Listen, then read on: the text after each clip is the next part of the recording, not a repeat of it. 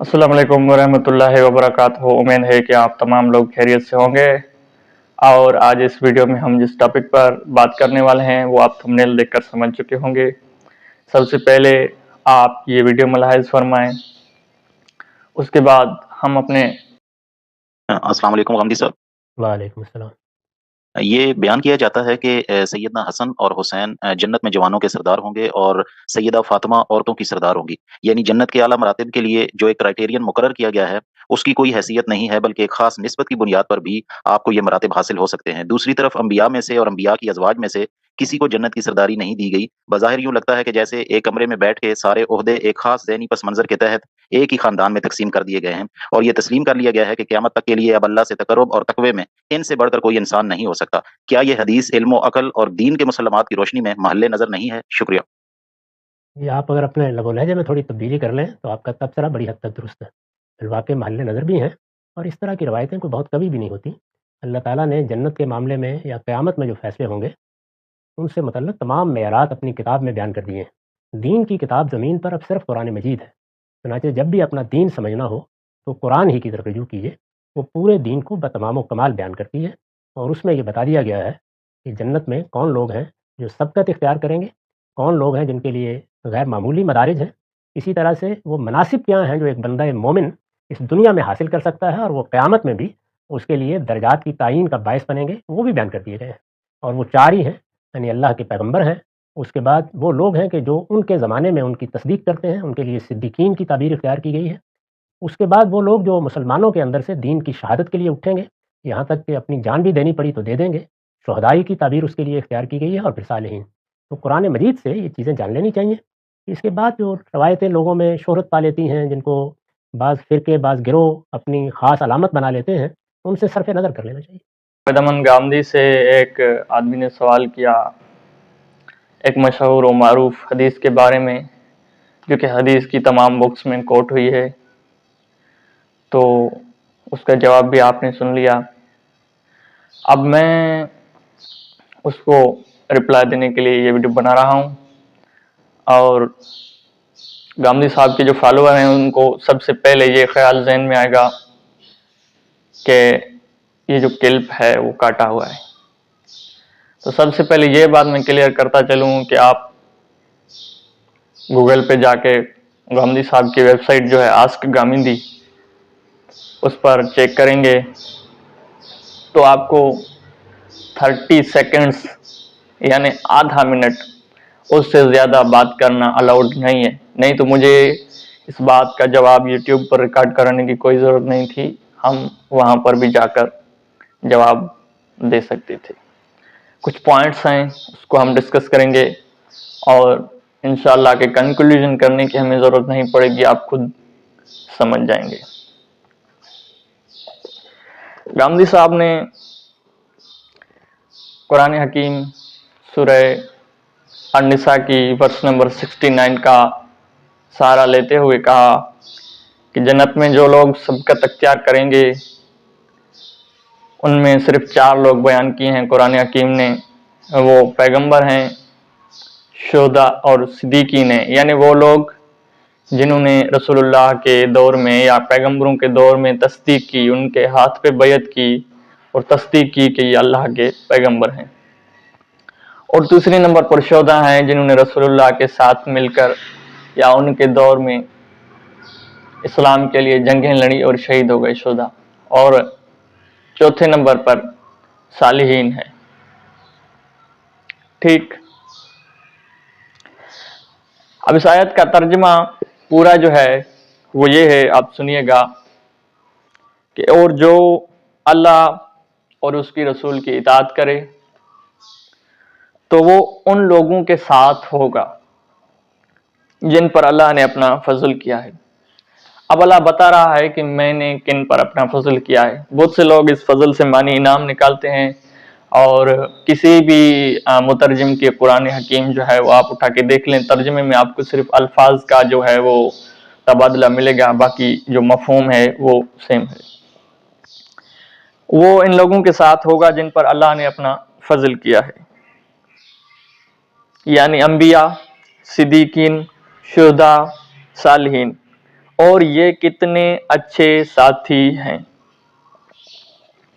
اب سوال کرنے والے نے یہ کہا کہ جب یہ حدیث بیان کی جاتی ہے کہ امام حسن اور حسین علیہ السلام اور سیدہ فاطمہ الزہرا سلام اللہ علیہا وہ جو ہیں وہ جنت کی عورتوں کی سردار ہیں، اس کے بیٹے جو ہیں وہ جنت کے نوجوانوں کے سردار ہیں، ٹھیک۔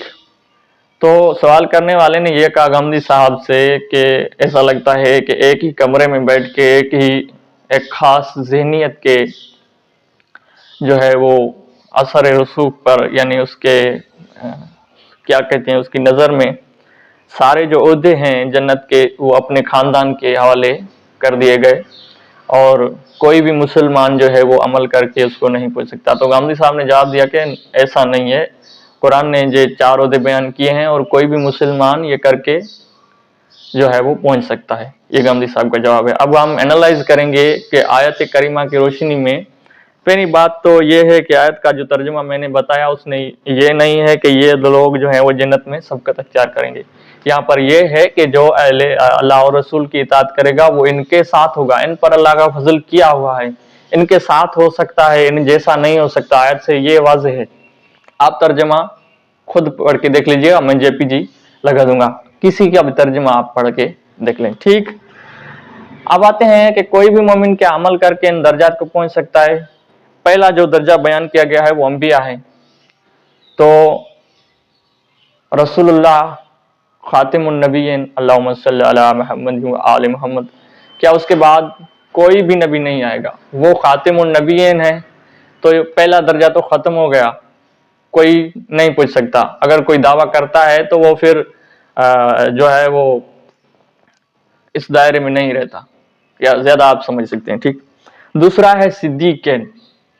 صدیقین یعنی وہ لوگ جنہوں نے رسول اللہ کے دور میں تصدیق کی، رسول کی، کہ یہ واقعی اللہ کا نبی ہے، ہم اس پر ایمان لاتے ہیں، رسول اللہ کو پہچانا۔ اب جاوید غامدی صاحب کے مطابق کوئی بھی مسلمان عمل کر کے ان 4 عہدوں کو پہنچ سکتا ہے، کوئی بھی جنت میں سبقت لے سکتا ہے، تو کیا کوئی اور نبی تو آئے گا ہی نہیں؟ رسول اللہ خاتم النبیین ہیں، تو مومن صدیقین کیسے بنیں گے؟ کس کی تصدیق کریں گے؟ صدیقین کا مطلب ہے وہ لوگ جو رسول کے دور میں رسول کی تصدیق کریں، ٹھیک۔ اب تیسرا ہے شہداء۔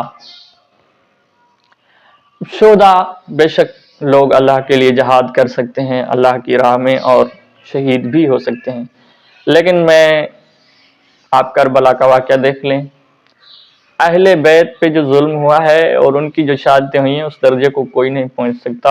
یہ صرف مسلمز نہیں، پوری ہیومنٹی اس بات کو مانتی ہے، ٹھیک۔ اب چوتھا درجہ بچتا ہے صالحین۔ اب آپ ہی مجھے بتائیں عقل کی بنیاد پہ، یا آپ کسی کی تفسیر اٹھا کر دیکھ لیں گے، چوتھا درجہ جو بیان کیا گیا ہے صالحین کا، وہ کتنا بھی عمل کر لے ان اگلے 3 درجوں کو نہیں پہنچ سکتا، میں آپ کو بتا چکا ہوں، ٹھیک۔ اس کے بعد آیت کریمہ کا دوسرا پرسپیکٹو دیکھ لیں کہ جاوید احمد غامدی صاحب نے جب اس کو جواب دیا تو اس نے ڈینائی کیا کہ یہ روایت ہے کہ امام حسن اور حسین جنت کے نوجوانوں کے سردار ہیں اور سیدۃ فاطمہ الزہرا جو ہے وہ جنت کی عورتوں کی سردار ہے۔ یہ روایت ہے، لوگوں میں مشہور پا چکی ہے، اس کی اتھینٹسٹی نہیں ہے۔ جاوید غامدی کا یہ جواب تھا۔ اب میں اس کو جواب دینے لگا ہوں اس آیت کریمہ کی روشنی میں۔ سب سے پہلے آیت کریمہ نے انبیاء کو بیان کیا ہے، اس کے بعد اس نے کیا ہے صدیقین کو۔ اب میں آپ کو بتانے لگا ہوں کہ اس آیت کا جو ترجمہ ہے اس نے جو کیریکٹرسٹکس بیان کیے ہیں، جو خاصیتیں بیان کی ہیں، جو رتبے بیان کیے ہیں اور جو کوالٹیز بیان کیے ہیں، وہ تمام ان لوگوں میں ہیں جن کے لیے رسول اللہ نے یہ حدیث کہی، یعنی امام حسن اور حسین علیہ السلام اور ان کی والدہ، وہ صدیقین میں بھی ہیں کیونکہ وہ رسول اللہ کے دور میں تھے اور رسول اللہ کے ہاتھ پر انہوں نے، بلکہ وہ آئے ہی نبی کے گھر میں، تو یہ کہنا ہی غلط ہوگا کہ رسول اللہ کے ہاتھ پر انہوں نے ایمان لایا، اس کی تصدیق کی۔ وہ آئے نبی کے گھر میں، ان کی پرورش نبی نے کی۔ تو کوئی اگر صدیقین بھی ہے، رسول اللہ کے دور میں رسول کی تصدیق کی، اس کو پہچانا، ایمان بھی لایا، تو بھی رسول اللہ کے گھر والوں کے برابر نہیں ہو سکتا۔ اور تیسرا ہے شہداء۔ پھر بھی میں اسی پوائنٹ پہ آتا ہوں کہ اہل بیت علیہ السلام میں جتنے شہداء ہیں कि कितना भी कोई भी जो है वो शहादत को पहुंचे, लेकिन वो सैयद शुहदा नहीं हो सकता। और इमाम हसन और हुसैन अलैहिस्सलाम और उनकी वालिदा माजिदा जो हैं, इमाम स्पेशली इमाम हुसैन अलैहिस्सलाम, वो सैयद शुहदा हैं। ठीक। सालिहीन कौन है? सालिहीन यानी नेक अमल करने वाले। वो टर्म हम किसी भी मुसलमान के लिए इस्तेमाल कर सकते हैं। ठीक, ये था आयत का दूसरा पर्सपेक्टिव। अब तीसरी बात, कामदी साहब ने कहा कि जो है वो जमीन पर इस वक्त जो दीन की किताब है वो फकत कुरान है। हालांकि आप इस वीडियो में पीछे जाकर देख लें कि उनके पीछे जितनी किताबें पढ़ी हैं सारी हदीस की किताबें पढ़ी हैं। और गांधी साहब जिस किताब का नाम लेंगे ना, इसी हदीस का, जिस हदीस में ये बयान है कि इन्नल हसन वल हुसैन शबाब अहले जन्नह, हसन और हुसैन जन्नत के नौजवानों के सरदार हैं, किसी भी किताब का नाम ले लें, मैं उस किताब से उसको हवाला निकाल के दूंगा। 101 हवाले मैंने इकट्ठे किए थे ताकि मैं गांधी साहब को जवाब दे सकूं। और डॉक्टर ताहिर अल कादरी साहब ने भी 101 तुर्क से ये हदीस नकल की है। उसका PDF आपको वेबसाइट गूगल पे मिल जाएगा कि हदीस की ऑथेंटिसिटी में कोई डिफरेंस नहीं है। लिहाजा आप अपनी राय पर हदीस को नहीं मानते, वो अलग बात है। गांधी साहब का ये व्यू था, मैं उसको फिर से दोहराना चाहता हूँ कि जमीन पर कुरान हकीम फकत अल्लाह की किताब है, और उसके पीछे सारी किताबें जो पड़ी थी हदीस की, तो उठाकर फेंक क्यों नहीं देता? मेरा सवाल ये है। ठीक। उसके बाद आखिरी बात जो इंजीनियर साहब की तरह फक्की जो मैं देना चाहता हूं, वो ये है कि यही आयत रसूलुल्लाह ने भी पढ़ी। अब आपको क्लियर है कि इस हदीस की जो बयान करती है मरातिब इमाम हसन हुसैन और उनकी वालिदा के, इस हदीस की ऑथेंटिसिटी में सही होने में कोई शक नहीं है। ठीक। अब यही आयत रसूलुल्लाह ने भी पढ़ी होगी, क्योंकि कुरान रसूलुल्लाह पे नाजुल हुआ है, किसी और पे नाजुल नहीं हुआ। तो क्या रसूलुल्लाह को ये ख्याल नहीं आया कि इस आयत में ये दर्जात बयान किए गए हैं, फिर भी मैं अपने नवासे को दे रहा हूं? जब नबी ने ये आयत पढ़ी होगी, क्या नबी को समझ में ना आई और गांधी को समझ में आ गई कि जो है वो ये आयत जो है वो इनके लिए नहीं है? तो माज़अल्लाह, मैं नहीं कह रहा, लेकिन उनकी नज़र में कि ये आयत जो है वो और लोगों के लिए आई है और हदीस जो है वो और लोगों के लिए है। मेरी नज़र में नहीं। आप किसी की मुफस्सिर की आप खुद देख लें या उनके मरातिब देख लें, हसन हुसैन और उनकी वालिदा के, ये आयत के मिस्ताक वही हैं।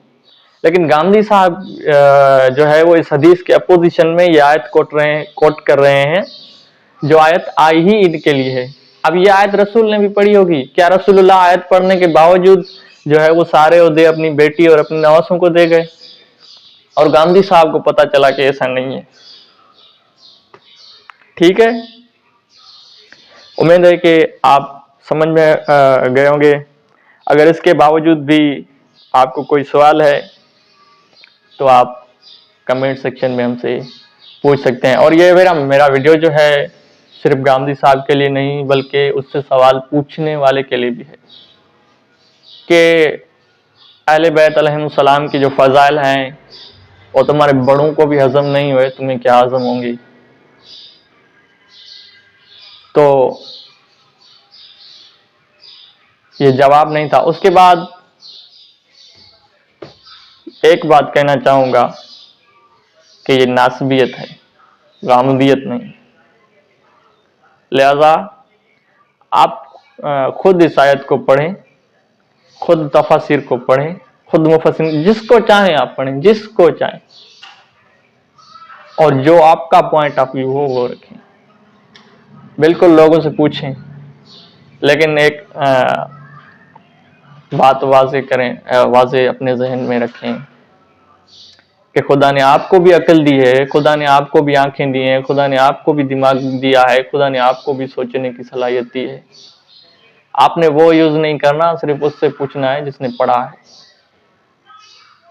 इस वीडियो बनाने का मकसद मेरा किसी का दिल दुखाना नहीं है, किसी को बुरा भला कहना नहीं है। अगर किसी को बुरा भला लगा हो तो उस पर मैं माजरत करूंगा यहीं पर ही, इससे पहले कि मुझे कोई और वीडियो बनाना पड़े। ٹائم کی بہت قلت ہے.